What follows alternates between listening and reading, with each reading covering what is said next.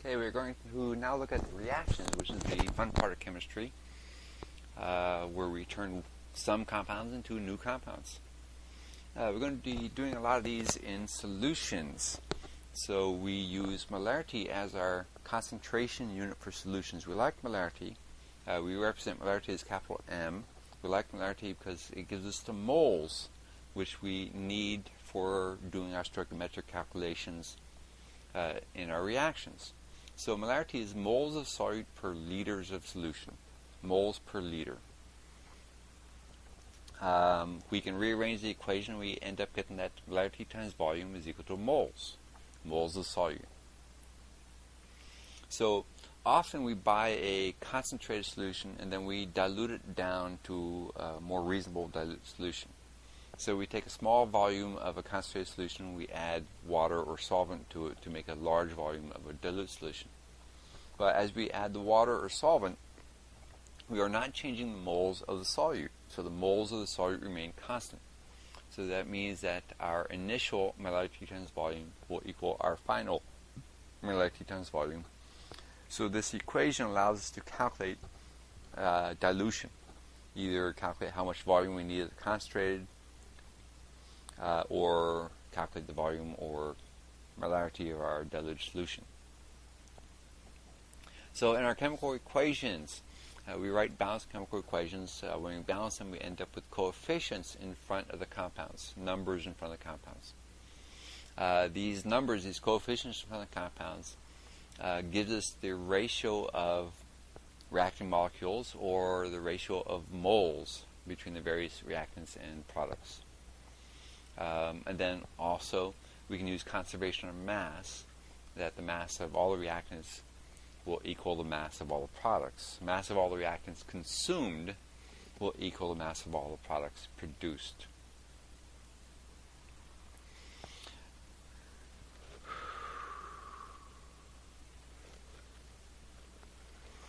So when we do our calculations between the reactants and the products, we're going to use that ratio of coefficients. That ratio of coefficients is called a stoichiometric ratio, and this represents either molecules or moles of all the reactants or products in the reaction.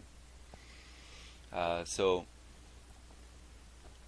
depending on what we start off with, what we're going to do, so we're going to take some knowledge, information of one of the reactants or products, and then use that to calculate an amount of another reactant or product. This is our stoichiometric calculation.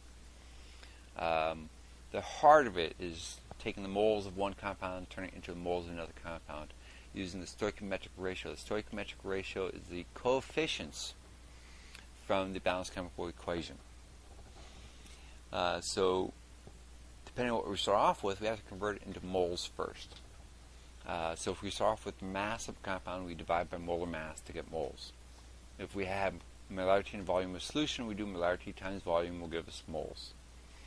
If we have a gas, we need pressure, volume, and temperature, and then we can calculate moles using the ideal gas law. Or if we have volume of a gas at standard temperature and pressure, then we can use the molar volume of gas to calculate moles. Once we calculate moles of our starting compound, we use the stoichiometric ratio to convert it into the compound that we're interested in. Once we do that, we'll have moles, but we might want something else like mass.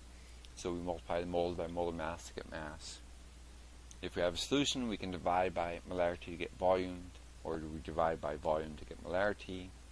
If we have a gas, we use the ideal gas law to calculate pressure, volume, or whatever we're interested in. Or if we have a gas at standard temperature and pressure, we can use the molar volume to calculate the volume of the gas. So if we have solutions creating solutions, we have molarity times volume will give us moles. We use the stoichiometric ratio of coefficients to convert it from one compound to another compound, which will equal moles of the other compound or molarity times volume. A slight rearranging of this equation makes it a little bit more symmetric. Molarity times volume divided by coefficient equals molarity times volume divided by coefficient.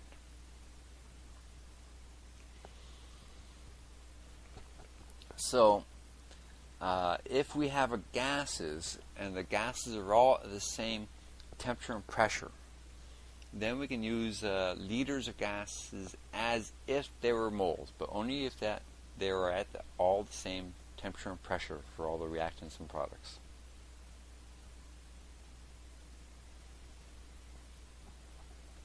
And the ratio from the balanced chemical equation from the coefficients, this cannot be violated. So if we have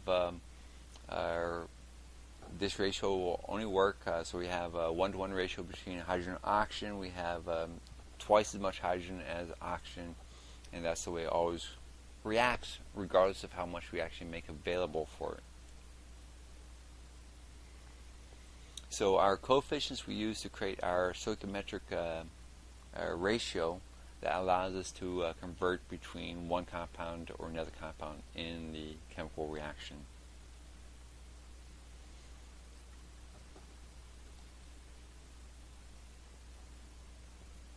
One of the processes that we use is a very controlled addition of one reactant to another reactant. It's called titration. We usually use a burette to do this, and it allows us to control down to a single drops of one solution to be added to another solution. The other part of titration is we have to know where to stop, where to find the stoichiometric equivalence point. The stoichiometric equivalence point is when both reactants are completely used up and there's no excess of either reactant.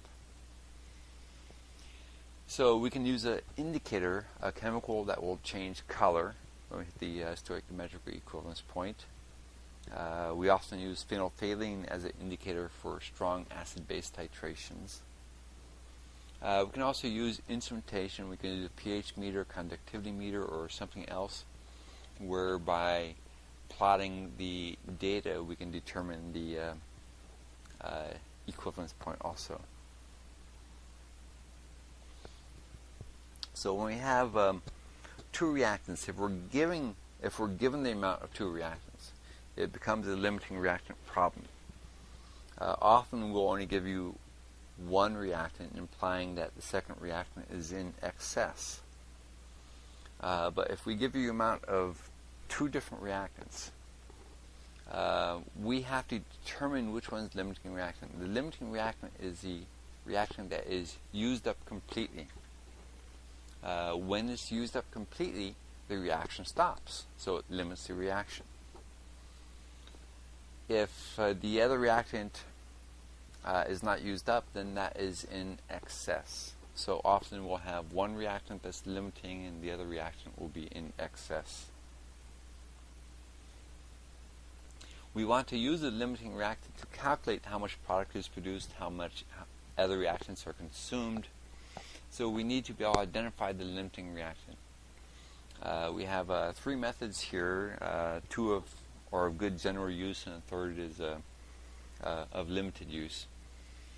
So method one here, what we do is we just pick one product and calculate how much product is produced from each of the reactants. We look at the amounts of the products. The smaller of the two products will be the theoretical yield, the amount that we can produce. And the reactant that produces the smaller product is the limiting reactant. On method 2, this is a quicker way for determining limiting reactant if we're not going on to determine product. So what we do is we determine the moles of each reactant and we divide it by the coefficient of that compound. So we'll get a number for each reactant, the moles divided by its coefficient, and we pick the smaller of the answers, and that will be the limiting reactant.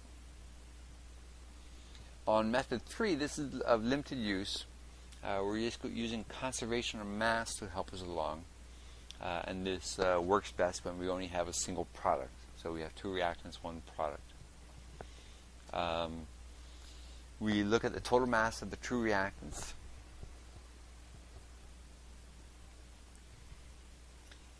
And then we calculate the product from a reactant. And what happens is if the product from one reactant is greater than the mass of the reactants, then that one's in excess. That reactant is in excess. If the reactant produces a product that's less than the mass of the reactants, that will be the limiting reactant and the theoretical yield. So, to look at this a little closer, if we have a reaction, ammonia reaction with oxygen produce nitric oxide and water, we have 30 grams of ammonia, 50 grams of oxygen. So for method 1, what we're going to do is pick a product, so we can pick nitric oxide, NO, and calculate how much nitric oxide can be produced from each of the reactants. So our calculation, we take the mass of ammonia divided by its molar mass, that will give us moles, multiplied by the stoichiometric ratio to turn ammonia into nitric oxide, multiplied by its molar mass, and that will give us the mass of nitric oxide, 52.9 grams of nitric oxide. Do the same thing for oxygen, 50 grams divided by its molar mass times the stoichiometric ratio times the molar mass of the nitric oxide gives us 37.5 grams of nitric oxide. So we're going to pick the smaller of the two answers. 37.5 grams is our possible or theoretical yield of nitric oxide, and oxygen is our limiting reactant. So method 2, for determining limiting reactant, we can determine moles of both reactants. In this problem, we're given that we have 1 mole of both reactants. We divide the moles of both reactants by the coefficient in the balanced equation. So 1 mole divided by 4 gives us 0.25 for ammonia. 1 divided by 5 gives us 0.20 for oxygen. 0.20 is smaller than 0.25, so oxygen is the limiting reactant.